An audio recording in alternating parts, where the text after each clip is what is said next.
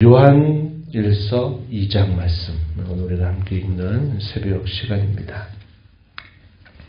사도 요한은 이 편지를 쓰면서 편지를 쓰는 주요한 목적에 대하여 앞부분에서 이미 말한 바가 있었습니다. 그것은 하나님과 사귐을 갖게 하기 위함이다. 그리고 그러한 사귐, 교제를 지속적으로 누려가는 삶, 그것이 주님과 함께 동행하는 삶이고 그것이 진정한 신령한 기쁨을 얻는 길이다 하는 사실을 앞에서 강조했습니다. 당시 이미 초대교회 안에 들어왔던 이런 이단들의 영향으로 인해서 그들이 잘못된 생각에 젖을 수 있다라는 것을 감지했던 이 사도는 만약에 그가 진실함으로 구원을 받은 자라면 빛 대신 하나님의 자녀로 부름받는 것이기 때문에 그에게는 어둠이 있을 수 없다라는 사실을 이야기합니다. 너무나 잘 아는 자연의 이치죠. 빛과 어둠이라고 하는 걸 통해서 자신이 특별한 영적 지식을 통해서 구원받았다라고 말하면서 자기 육체에 대하여 아무것도 아닌 것처럼 여기는 그런 사고는 결코 바르지 않다 하는 사실을 강조하는 겁니다.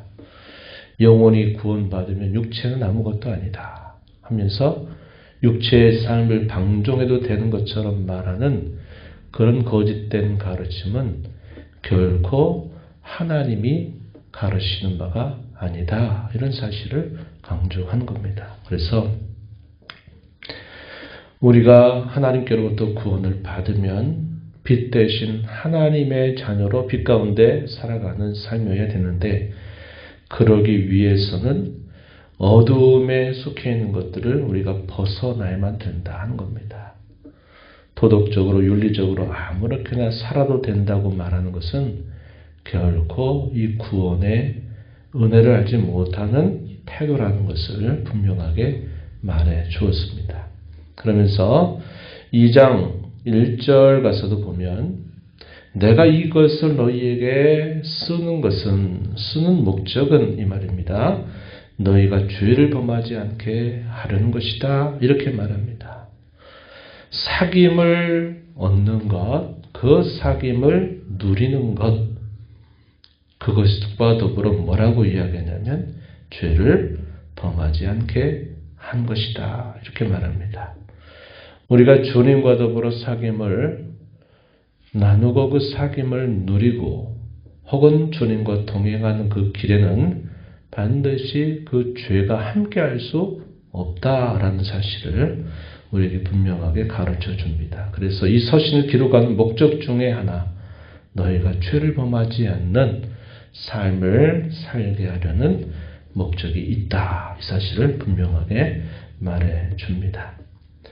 주님과 함께 교제를 나누고 그분이 우리에게 주시는 그 기쁨을 빼앗기지 않으려면 죄를 멀리하는 삶을 살아가야 되죠. 죄를 지으면서 영적인 신령한 기쁨을 내가 누리며 산다? 안 되는 일입니다. 주님과 사귀고 그 사귐을 나누며 동행한다 말하면서 죄와 더불어 함께 그렇게 한다? 역시 그것도 맞는 말이 아닌 것이다. 그것을 우리에게 가르쳐 줍니다. 우리가 살아온 경험 또한 그것이 사실임을 보여주죠. 우리가 죄 가운데 헤매고 있을 때 영적인 신령한 기쁨이 사라져가는 것 우리가 늘 경험하는 부분입니다. 주님이 함께하고 계시다라고 하는 그 확신은 우리가 죄를 범하고 헤매게 될 때는 그러한 것이 마치 멀리 떨어진 것처럼 느껴지게 된다 하는 겁니다. 우리 경험이 이걸 분명하게 증명해주고 있다 하는 것을 알게 됩니다. 그런데 하나님께서 죄를 범하지 않게 할 목적으로 기록을 해주셔도 우리는 여전히 죄의 부패한 본성 때문에 죄를 안 지을 수가 없는 거죠. 사도가 우리에게 길을 안내줍니다. 그 길이 뭐냐면 우리에게는 대언자가 계시다. 의로우신 예수 그리스도께서 계시다라는 사실을 우리에게 말해 줍니다. 죄를 범하지 않으려고 하여도 여전히 죄라고 하는 것을 온전하게 벗어버릴 수 없는 완전하지 못한 우리에게 있어서 우리에게 대언자가 계시다. 우리의 죄를 위하여 우리의 죄를 위하여 기도하시고 중보하시는 예수 그리스도께서 계시다. 이 사실을 분명하게 말합니다. 그래서 우리는 죄를 범하지 않아야 되는데 죄를 범하게 되면 우리의 유일한 대언자 중보자이신 예수 그리스도를 붙들어야 된다. 이 사실을 확실하게 가르쳐 주고 있습니다. 우리가 어제 읽었던 1장 9절에서도 우리가 읽은 바 있죠. 만일 우리가 우리 죄를 자백하면 그는 미쁘시고 의로우사 우리 죄를 사하시며 우리를 모든 불의에서 깨끗하게 하실 것이다. 이렇게 우리에게 말씀해 주고 있습니다. 그래서 진정한 사귐을 나누는 길, 우리 주님과 동행하는 길, 이것을 우리가 잘 하기 위해선 첫 번째, 죄를 범하지 않아야 된다. 이렇게 말해주고 있어요. 또 한 가지 더 덧붙이는 게 있습니다. 더 적극적으로 계명을 순종하는 것이다. 라는 사실을 이야기해 줍니다. 죄와 싸우는 것은 어떤 면에서는 소극적이다. 이렇게 말할 수 있어요. 소극적으로는 죄와 싸우고 죄를 범하게 될 때는 진정한 회개를 통해서 우리가 깨끗함을 입는 삶을 살아야 되는 것이고, 더 적극적으로는 주께서 우리에게 주신 계명을 지켜 살아가는 삶이어야 된다. 이렇게 가르쳐 주고 있습니다.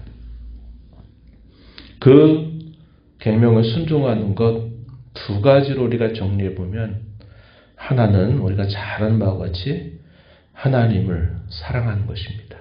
하나님을 사랑하는 것. 우리가 잘 기억하는 말씀이죠. 15절 한번 볼까요? 15절. 이 세상이다 세상에 있는 것들을 사랑하지 말라. 누군지 세상을 사랑하면 아버지의 사랑이 그 안에 있지 않다. 이렇게 말합니다. 이게 무슨 의미냐? 두 가지 의미를 다 전달해 주는데요. 세상을 사랑하게 되면 아버지를 향한 사랑이 그 안에 있지 않다. 이렇게 읽을 수 있기도 하고, 또 하나는 세상을 사랑하면 아버지께서 베푸시는 사랑이 있지 않다. 이렇게도 읽을 수 있는 표현이에요. 한번 비교해 보세요. 하나님을 사랑한다라고 우리가 100번, 1000번 고백하고 말하는데, 이 세상을 사랑하고 세상에 대한 미련을 계속 가지고 산다 해보세요. 그럼 우리가 하나님을 진정 사랑할 수 있습니까? 그럴 수가 없는 거예요. 말은 100번, 1000번 말해도 우리가 이 세상을 사랑하면 하나님을 향한 사랑은 줄어들게 돼 있어요. 이게 함께 양립할 수 없는 거예요. 이 사랑의 의미를 그들도 복음을 듣고 예수 그리스도를 믿어야만 된다라는 간절한 마음을 가지고 이 세상을 향한 애절한 그 사랑을 가지고 있다면 그건 좋은 거죠. 그런데 여기서 말하는 사랑은 그게 아니죠. 어떤 사랑입니까? 그 다음 16절에 주어진 말씀 보니까 세상에 있는 모든 것, 뭐라고 말합니까? 육신의 정욕, 안목의 정욕, 이생의 자랑이다. 이렇게 말합니다. 육신의 정욕과 안목의 정욕과 이생의 자랑에 여전히 우리의 눈이 멀게 된다면 하나님을 사랑할 수가 없다. 이렇게 우리를 가르쳐 주고 있는 것입니다. 그래서 하나님의 향한 사랑, 또 하나 어떤 사랑일까요? 형제를 향한 사랑입니다. 하나님 사랑, 형제 사랑. 율법의 요약이죠. 율법의 완성이기도 합니다. 우리가 주일오 시간 나눈 10계명의 요약이 바로 사랑인데 구체화하면 하나님을 향한 사랑, 이웃 혹은 형제를 향한 사랑 이렇게 나누어지죠. 그래서 하나님 사랑과 형제 사랑입니다. 이 형제 사랑에 관해서는 7절부터 11절에서 우리에게 말해주는데 7절 한번 보세요. 사랑하는 자들아 내가 새 계명을 너에게 쓰는 것이 아니라 너희가 처음부터 가진 옛 계명이다.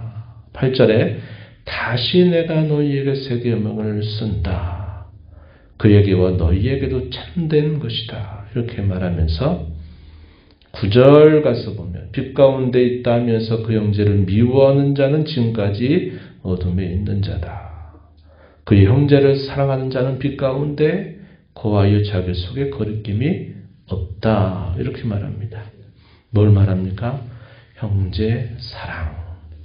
이것은 새 계명이라고 말하지만 처음 주어진 계명이 아니라 옛적부터 우리에게 알려주신 옛 계명을 내가 다시 너희에게 새 계명이라고 말하면서 이러한 사랑을 힘쓰라고 권면한다. 이렇게 말씀하고 있는 겁니다. 형제를 사랑하는 것과 형제를 미워하는 것, 이것은 빛 가운데 행하는 것과 어둠 가운데 행하는 것과 다를 바가 없는 일이다. 이렇게 말합니다. 공간복음서에서 예수님과 마지막 한 주간을 보내실 때 마지막 밤 있죠? 목요일 밤에 다락방 강화라는 것은 이 요한복음 14장부터 17장까지에서 기록이 되고 있는데 다른 공간복음서에는 없는 내용이 요한복음에는 소개가 되죠. 어떤 내용입니까? 예수님께서 친히 허리에 수건을 두르시고 제자들의 발을 씻겨주시면서 내가 주와 선생으로 내가 너희에게 본을 보인다. 너희도 이렇게 해라. 그런 말씀을 하시고 또 어떤 계명을 주세요? 내가 너희에게 새 계명을 준다.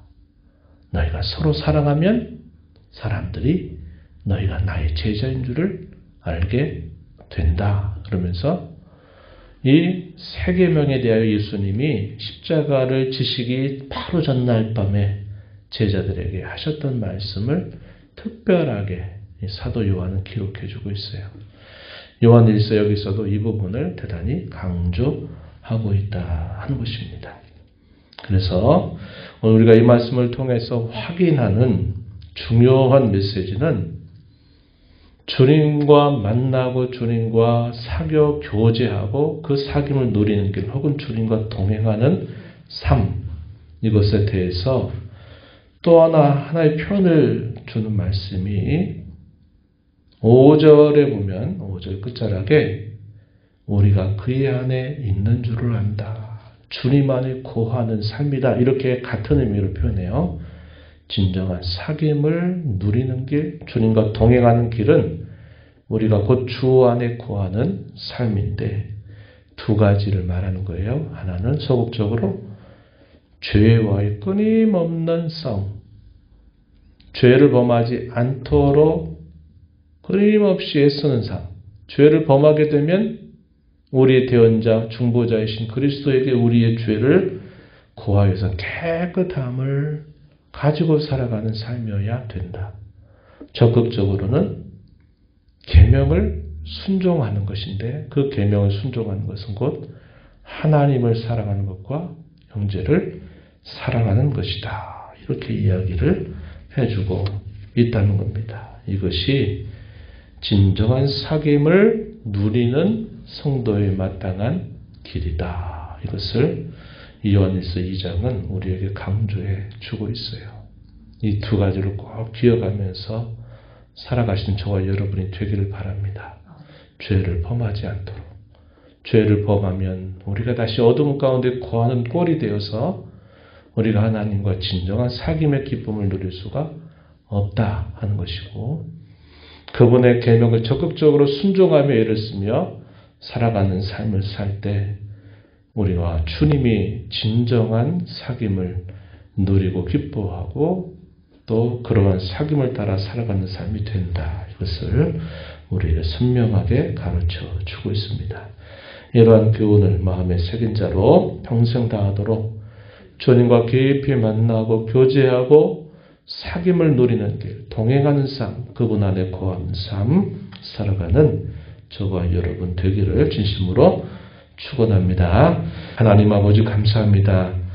이 새벽 시간에도 저희들을 깨워주셔서 오늘도 새날을 허락하시고 또 주의 말씀을 듣게 하시며 그 말씀을 통하여 저희가 하나님 앞에 어떠한 특권을 받은 자인 줄 다시 한번 깨우쳐 주시고 그 특권을 누리며 살기 위해서 저희에게 요구되는 것 두 가지를 저희가 함께 주원받습니다. 죄를 범하지 않도록 부단히 죄와 싸우는 삶을 살아야 될 것이며 죄에 빠지게 될 때마다 그리스도의 대속의 공로를 붙들고 죄로부터 깨끗함을 입는 삶이 되어야 할 것이며 더 나아가서 계명을 순종하는 것인데 그것은 곧 하나님을 사랑하는 것이며 형제를 사랑하는 것임을 저희에게 말씀해 주셨사오니 이 말씀 저희 마음에 잘 새긴 자로 살면서 이 땅에서 주께서 베푸신 구원의 풍성한 은혜를 더 많이 누리고 전하며 살아가는 저희의 삶이 되게 주옵소서. 은혜의 보호자 앞에 나와 아버지 은혜를 구하는 모든 심령들의 간구를 귀결해 주시고 응답하시기를 바라며 예수님 이름으로 기도하옵나이다. 아멘.